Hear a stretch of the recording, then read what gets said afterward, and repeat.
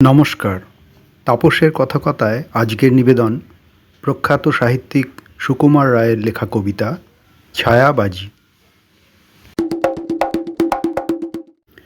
আজগুবি নয় সত্যিকারের কথা, ছায়ার সঙ্গে কুস্তি করে গাত্রে হলো ব্যথা। ছায়া ধরার ব্যবসা করি, তাও জানো না বুঝি, রোদের ছায়া, চাঁদের ছায়া, হরেক রকম পুঁজি। শিশির ভেজা সদ্য ছায়া সকালবেলায় তাজা, গ্রীষ্মকালে শুকনো ছায়া ভীষণ রোদে ভাজা।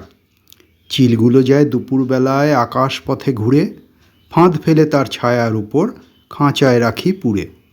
কাগের ছায়া, বগের ছায়া দেখছি কত ঘেঁটে, হালকা মেঘের পানসে ছায়া তাও দেখেছি চেটে।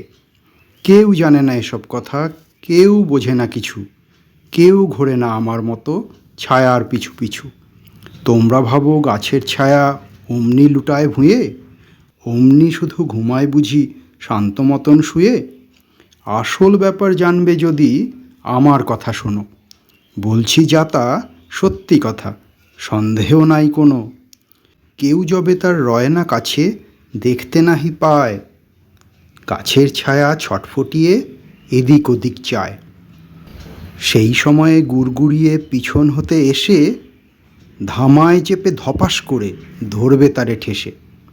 পাতলা ছায়া, ফোকলা ছায়া, ছায়া গভীর কালো, গাছের চেয়ে গাছের ছায়া সব রকমেই ভালো। গাছগাছালি, শেকড় বাকল মিথ্যে সবাই গেলে, বাপরে বলে পালায় ব্যামো ছায়ার ওষুধ খেলে। নিমের ছায়া, ঝিঙের ছায়া, তিক্ত ছায়ার পাক, যেই খাবে ভাই অঘোর ঘুমে ডাকবে তাহার নাক।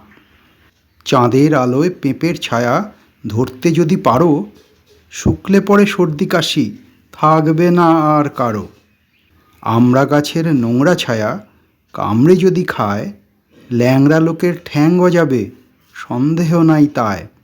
আষাঢ় মাসের বাদলা দিনে বাঁচতে যদি চাও, তেঁতুল গাছের তপ্ত ছায়া হপ্তা তিনেক খাও। মৌয়া গাছের মিষ্টি ছায়া ব্লটিং দিয়ে শুষে, ধুয়ে মুছে সাবধানেতে রাখছি ঘরে পুষে। পাক্কা নতুন টাটকা ওষুধ এক্কেবারে দিশি, দাম করেছি সস্তা বড়, 14 আনা শিশি।